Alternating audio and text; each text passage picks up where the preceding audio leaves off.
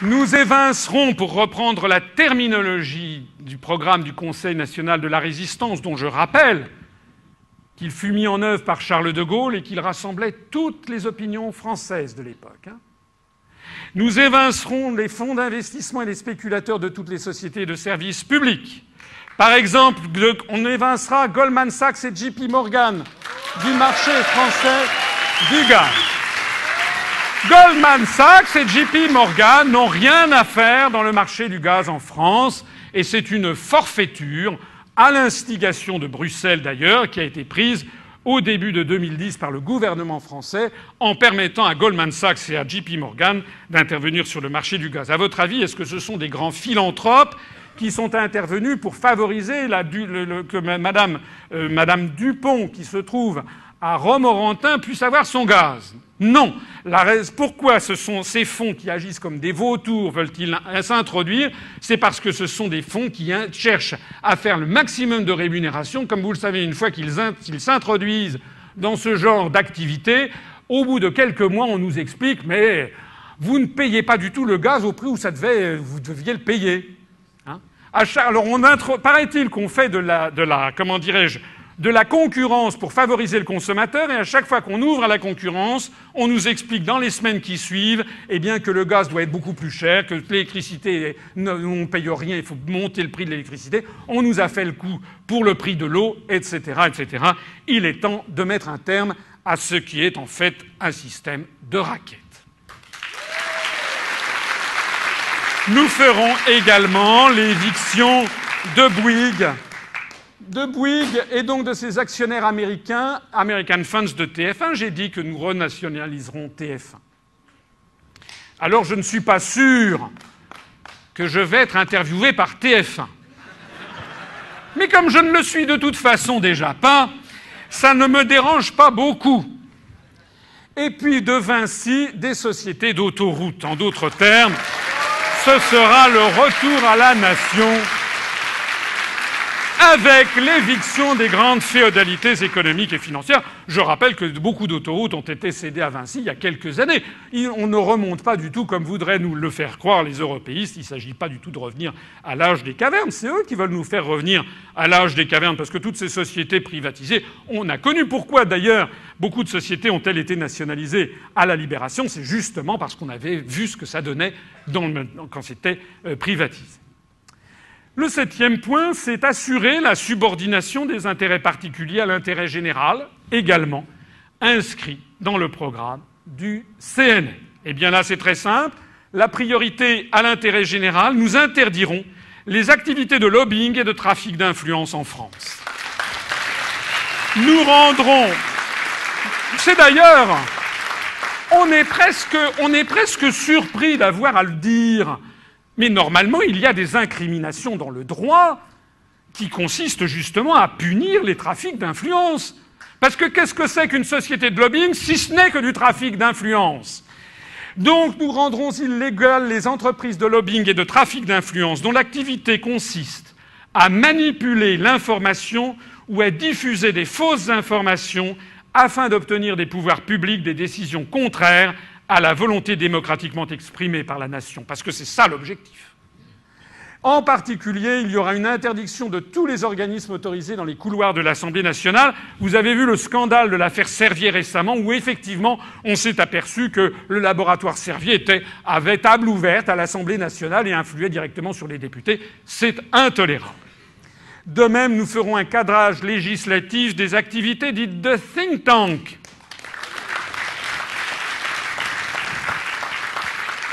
Cela me fait penser, vous avez peut-être vu que j'ai été interviewé dans un débat sur France 24 où j'étais opposé à un journaliste assez connu qui s'appelle M. Pisani-Ferry du think tank Bruegel.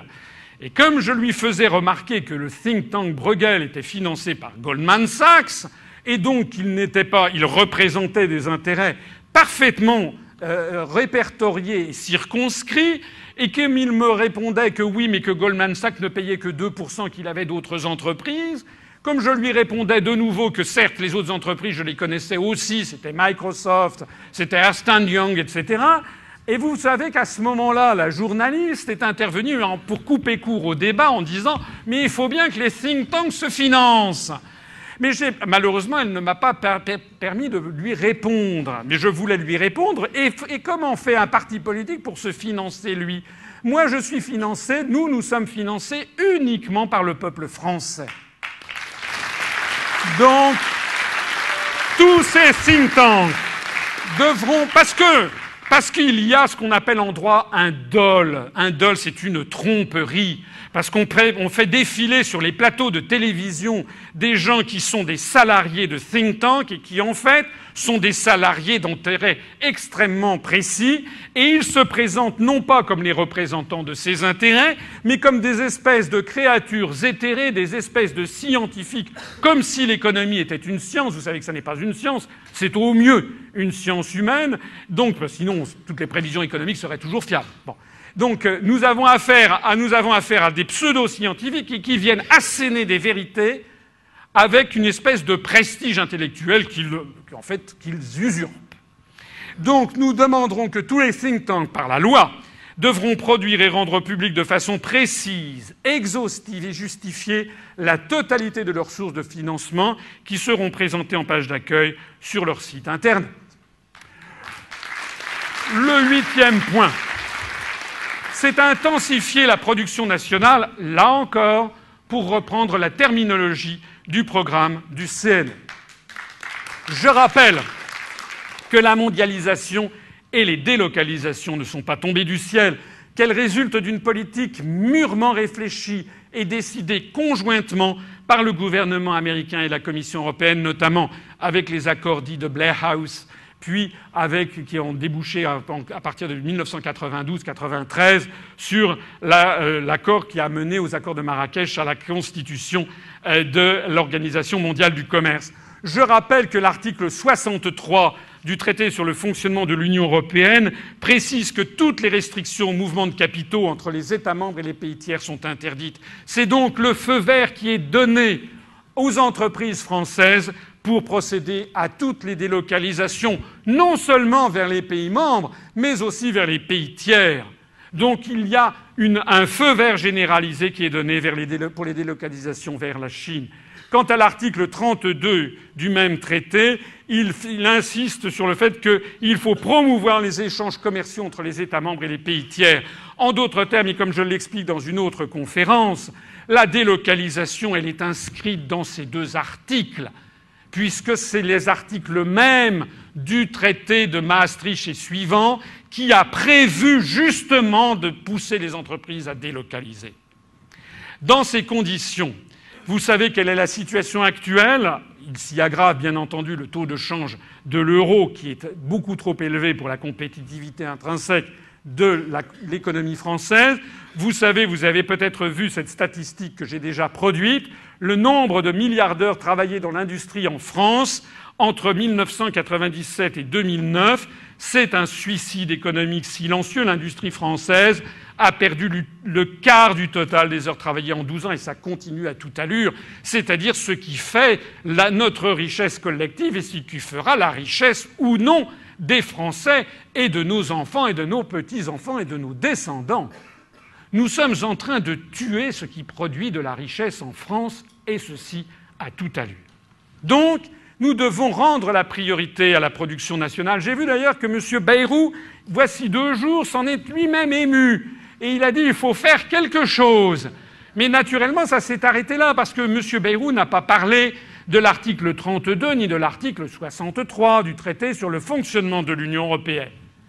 Nous, ce que nous proposons, et ce que je ferai si je suis élu, ça sera de dénoncer de nombreux articles des traités européens, notamment les articles 32, 63 et 282 sur le TFUE.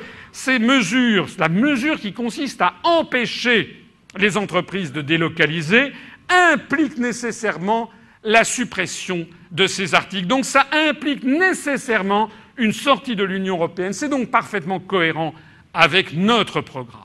En revanche, aucun programme électoral ne proposant pas de sortie de l'Union européenne ne sera à même de lutter, si peu que ce soit, contre les délocalisations.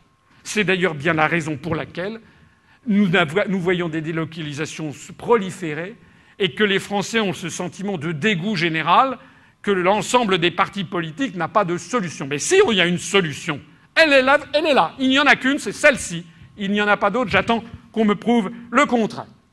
Et puis, le deuxième point, c'est récupérer immédiatement notre siège plein et entier à l'Organisation mondiale du commerce. Je rappelle que la France est membre de l'Organisation mondiale du commerce, mais qu'elle ne négocie pas ses intérêts, puisqu'elle fait négocier ses intérêts par le commissaire européen chargé des négociations commerciales multilatérales, et ceci remonte au traité de Rome de 1957. Alors, en 1957, 58, 59, quand il y avait encore peu de démantèlement qui avait été fait, on était avant même le cycle de l'Uruguay, on n'était même pas au Kennedy Round, donc les cycles de démantèlement du libre-échange au niveau mondial étaient encore peu avancés. Donc le rôle des négociations commerciales multilatérales externes, internes, il y avait le marché commun, mais externes, était encore relativement limité. En revanche, désormais, ce rôle est colossal, puisque nous dépendons, ce sont des filières entières en France, par exemple l'industrie du textile.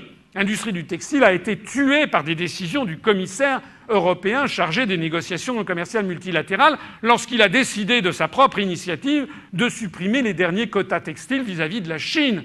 Puisqu'avant, nous nous protégions des productions faites en Chine, soit par des droits de douane, soit par des quotas. Donc il y a un commissaire européen qui a décidé, souverainement, de supprimer les quotas. Alors ça ne gêne pas du tout les Britanniques, puisqu'ils n'ont plus d'industrie textile.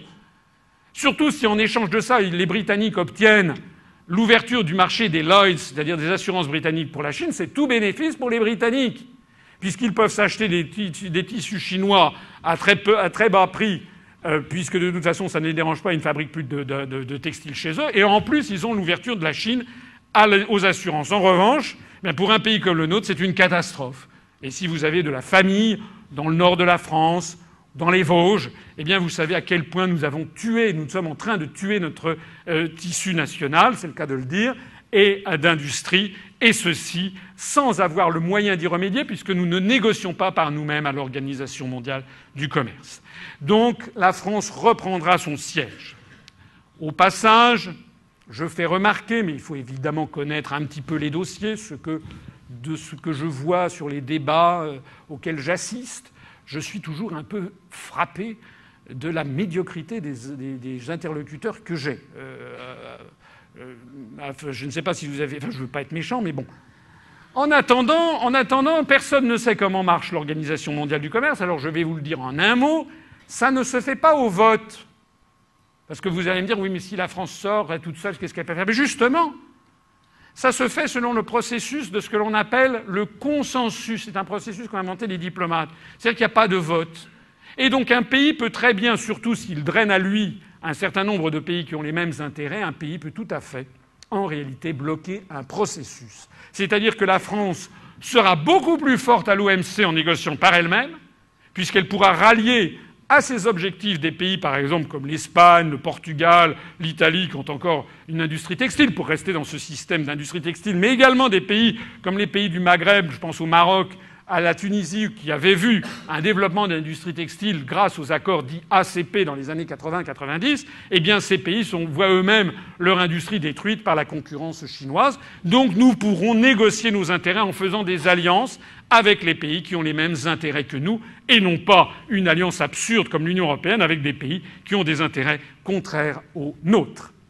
La priorité à la production nationale, c'est également de prendre des mesures de sauvegarde immédiates en termes douaniers dans un certain nombre de secteurs industriels clés, de rétablir le contrôle des mouvements de capitaux, je l'ai déjà dit, mais j'y reviens cette fois-ci, non pas au sujet de l'éviction des mentors que sont les agences de notation, mais très concrètement pour empêcher d'avoir des délocalisations massives en disant tout simplement non. D'ailleurs, c'est qu'a fait M. Sarkozy récemment lorsqu'il a convoqué PSA, c'est qu'il sent bien qu'il y a un problème. Alors pour l'instant, ça reste circonscrit, il essaye d'influencer. Mais il ne s'agit pas d'influencer. Un chef d'État qui doit représenter la volonté générale doit avoir des moyens législatifs pour imposer la volonté générale dans ce genre de situation. L'idée sera de relocaliser en France le plus grand nombre possible déjà de commandes publiques. Je sais que... Je sais que ça ne sera pas facile de relocaliser. Mais ce que je sais aussi, c'est que si on ne fait rien et que si on laisse les choses courir, en 2030, il n'y aura plus du tout d'industrie en France. Donc il y a vraiment une extrême urgence à agir. Et donc nous essaierons, dans la mesure de tous les moyens possibles, de relocaliser en France le plus grand nombre possible de commandes publiques, notamment de faire interdiction à l'ensemble des ministères de s'approvisionner ailleurs qu'en France, sauf évidemment lorsqu'il n'y a pas moyen de faire autrement. Les appels d'offres, par exemple, seront limités aux productions faites en France à plus de 75%, ce qui, bien entendu, suppose là aussi que nous sortions de l'Union européenne. La gestion dynamique du taux de change externe du nouveau franc sera également aux premières loges de cette relance de la production nationale, parce que des personnes parfois me disent, qui ne connaissent pas bien les phénomènes monétaires, me disent « mais si vous revenez au franc avec un franc pour un euro, quel est l'intérêt que nous aurons ?» Et je dis l'intérêt, ça n'est pas un intérêt de parité immédiate. L'intérêt, c'est que nous redisposerons d'une politique monétaire qui permettra d'avoir à la fois des taux d'intérêt conformes aux besoins de l'économie française, d'une part, mais aussi de gérer notre taux de change externe. Et de vous à moi, et je l'ai suffisamment expliqué, et je sais que beaucoup d'industriels pensent comme moi, si le nouveau franc pouvait se déprécier par rapport au dollar de l'ordre d'une trentaine de %, ce serait pas mal. Ce serait pas mal du tout. Alors, et certes, évidemment, ça nous renchérira le coût de certaines matières premières importées, mais pas forcément le coût de l'essence, puisque vous savez que l'essence, c'est essentiellement des taxes qu'on paye à l'État français. Donc on pourra très bien amortir le coût de l'inflation en France. En revanche, eh bien, ça dopera d'un seul coup l'industrie française qui actuellement est en train de péricliter. Le 9e point, c'est le faire retour à la nation des grands moyens de production monopolisés, des sources d'énergie, des richesses du sous-sol, des compagnies d'assurance et des grandes banques.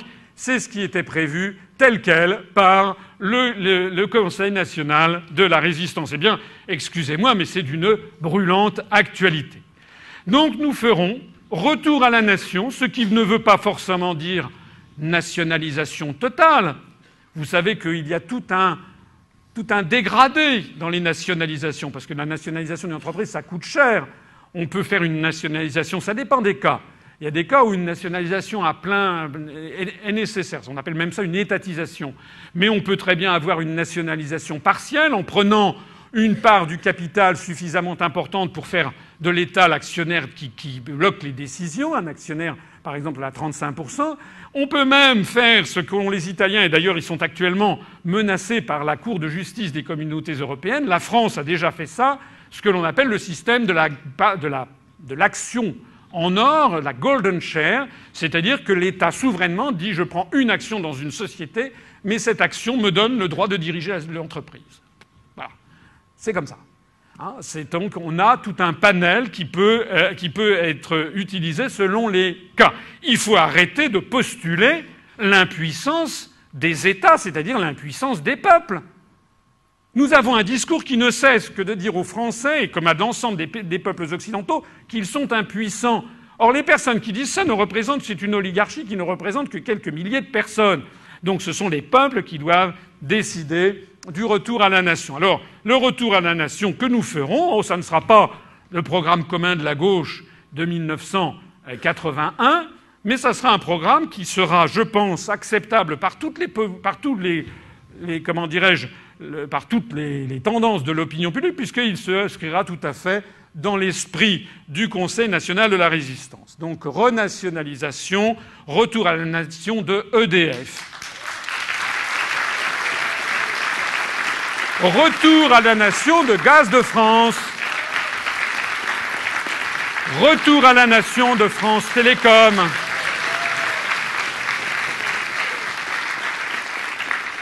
Il y aura peut-être un petit peu moins de suicides, d'ailleurs.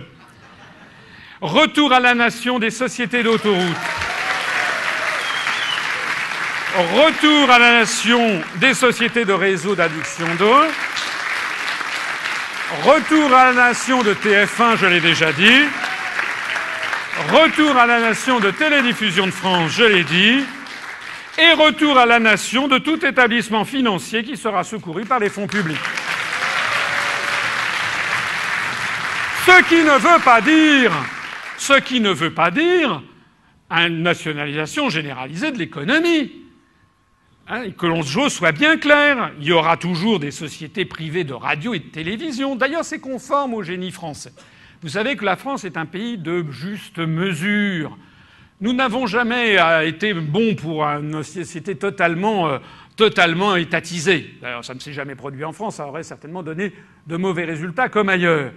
Mais nous n'avons jamais été bons non plus pour une société entièrement privatisée. Je rappelle dans ma conférence sur l'histoire que les Français ont eu un goût pour l'État qui remonte à loin, et notamment pour la justice sociale et pour les établissements publics qui remontent à Saint-Louis, qui remonte à environ 1240-1245, lorsqu'il avait créé les établissements de commun profit, c'est-à-dire des hospices pour indigents, et où tous les Français, quelles que soient leurs conditions, étaient soignés comme on pouvait soigner quelqu'un en 1245, mais quand même, c'était un progrès considérable et qui a profondément marqué notre mentalité nationale. Et vous connaissez Jacques Coeur avec Charles VII, vous connaissez Colbert avec Louis XIV, vous connaissez les frères Pereire avec Napoléon III, vous connaissez aussi peut-être cette fameuse parole de Charles de Gaulle qui disait, pour des grands sujets, des grands projets en matière économique et industrielle, il disait « Il faut mettre de l'État là-dedans, sinon ça merdoit ». Eh bien voilà, c'est notre génie à nous. Il ne s'agit pas de faire la gloire de l'État. Il y a aussi toute une sphère privée, j'y viendrai dans un instant, qui doit pouvoir s'épanouir. Mais il s'agit aussi d'avoir des moyens qui permettent de faire retour à la nation, en fait, de toutes les grandes infrastructures structurantes.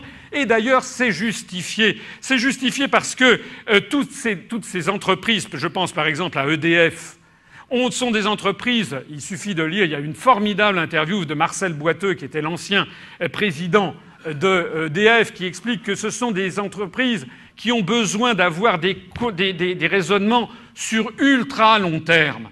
Il faut raisonner à 30, 35 ans, 40 ans quand on travaille en matière électrique. Comment peut-on avoir des systèmes efficaces si on le confie à un secteur privé qui exige une rentabilité à ultra court terme? Avec, vous savez, tous les 3 mois, il faut donner aux actionnaires un taux de rentabilité. D'ailleurs, si l'électricité marchait merveilleusement bien aux États-Unis, ça se saurait, et ce qui se sait, c'est que ça marche justement pas. Enfin, pas. Que ça marche avec beaucoup de défauts et d'inconvénients. L'annulation définitive du processus de privatisation rampante de la Poste.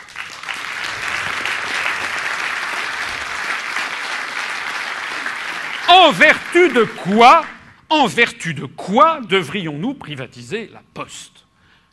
C'est vraiment une idéologie insensée que de penser que ce système qui existe maintenant depuis des siècles, et en tout cas le premier timbre-poste est apparu sous Louis-Philippe, en vertu de quoi, eh bien, on devrait privatiser ce service qui est un service public par excellence, qui irrigue les campagnes, qui maintient justement qui fait de l'aménagement du territoire, et maintenant on veut que dans les postes on vende des yaourts ou je ne sais pas quoi. Interdire la privatisation des services publics stratégiques existant actuellement dans le domaine de la santé et de l'éducation. Et poser le principe constitutionnel, je l'avais dit tout à l'heure, je le répète, on inscrira dans la Constitution quels sont les services publics qui ne sont pas privatisables par nature: la Poste, les producteurs et fournisseurs de gaz et d'électricité, la SNCF, les autoroutes, les services d'adduction d'eau et les 2 premières chaînes de télévision nationale. Ce qui permettra d'ailleurs aux chaînes de télévision privées de continuer à exister. Il ne s'agit pas du tout d'avoir, encore une fois, j'insiste sur l'aspect modéré des choses. Seule l'inversion totale des valeurs que nous subissons permet de penser qu'un tel programme est un programme extrémiste. Pas du tout. C'est un programme tout à fait modéré, puisqu'il y aura de larges pans d'activités qui resteront au secteur privé, y compris d'ailleurs dans le secteur des médias. Donc il s'agit simplement de revenir à une juste mesure et tout simplement à des mesures de bon sens qui conviennent au peuple français. Le 10e point, c'est favoriser la participation des travailleurs à la direction de l'économie. C'était inscrit, vous l'avez vu, dans le programme du Conseil national de la Résistance. Alors, je voudrais rappeler ce qui s'est passé dans les années 60 avec l'ambition manquée d'une 3e voie. l'idée d'associer davantage le personnel à la direction et au bénéfice des entreprises avait été posée par le programme du CNR. Elle avait été reprise dans les années 60, dès 1963-64. De Gaulle en parle à perfide dans le C'était de Gaulle. Et puis ensuite, après les élections présidentielles, l'élection présidentielle de 65, et après donc mai 68, il a voulu forcer l'allure sur ces questions. De Gaulle avait imaginé la participation des travailleurs comme une troisième voie entre, d'une part, le capitalisme sauvage et, d'autre part, le marxisme-léninisme. Une espèce de troisième voie typique de ce pays d'économie mixte et de juste milieu qu'a toujours été la France. Alors, ne posons pas les problèmes en termes de grands principes généraux. Je crois que ça, c'est une erreur de faire ceci. En revanche, ce qui est vrai, c'est que cette idée qui était d'avant-garde il y a 42 ans, qui a d'ailleurs été largement torpillée par Pompidou et ses commanditaires, eh bien, cette participation des travailleurs, un effort en matière d'actionnariat salarié, reprend beaucoup d'allure en 2012. Pourquoi ? Parce que l'effondrement du camp socialiste en 91 et l'effondrement qui est en cours actuellement du camp ultracapitaliste et ultralibéral en 2011-2012, eh bien, marque l'échec historique de deux pôles de la pensée économique et sociale qui ont dominé les 150 dernières années. Et donc ce double bouleversement ne peut donner envie aux générations montantes que de trouver une sorte d'alliance non conflictuelle entre le capital et le travail. D'ailleurs, je vois que beaucoup de jeunes Français, et ça c'est une évolution qui est bonne, je crois, beaucoup de jeunes Français ne rechignent moins à se faire micro-entrepreneurs, primo-entrepreneurs et à créer leur propre entreprise. C'est pourquoi je pense que l'actionnariat salarié est une solution d'avenir. En 2012, le développement de cet actionnariat salarié peut offrir de nombreux avantages pour contribuer à résoudre certains problèmes aigus de notre économie. Par exemple, lorsque les salariés représentent une part significative de l'actionnariat, ils peuvent empêcher le bradage de leur propre société ou la délocalisation de ses activités.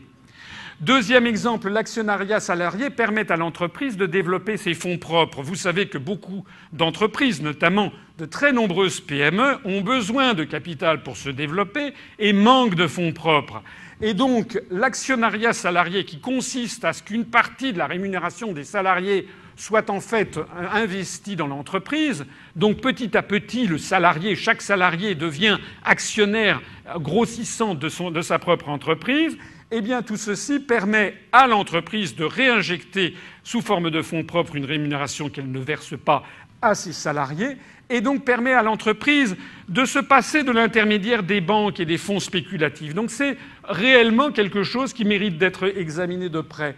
Par ailleurs, ça permet d'améliorer le partage de la valeur créée en faveur du personnel tout en stimulant sa créativité par une motivation accrue, surtout si la part de l'actionnariat salarié est importante dans le capital. Ça peut aussi contribuer à régler le difficile problème de succession des chefs d'entreprise, notamment de nombreuses PME qui ne trouvent pas toujours de repreneurs. Et puis, si l'entreprise est performante sur la durée, l'actionnariat salarié peut permettre aux salariés de se constituer tout au long de sa vie un capital important. Un exemple chiffré, une entreprise dont la rentabilité est de 7% en moyenne sur une longue durée, ce qui est une rentabilité normale. Vous savez que les fonds de pension exigent un minimum de 15%. Bon, mais disons une rentabilité d'une entreprise normale, c'est-à-dire aux alentours de 7%, mais un travailleur qui place 7% de son salaire peut obtenir 200 000 € après 41 années de cotisation et avec un abondement de 100% de l'entreprise. Donc on voit que c'est quand même un moyen qui mérite que l'on y réfléchisse à de nombreux égards.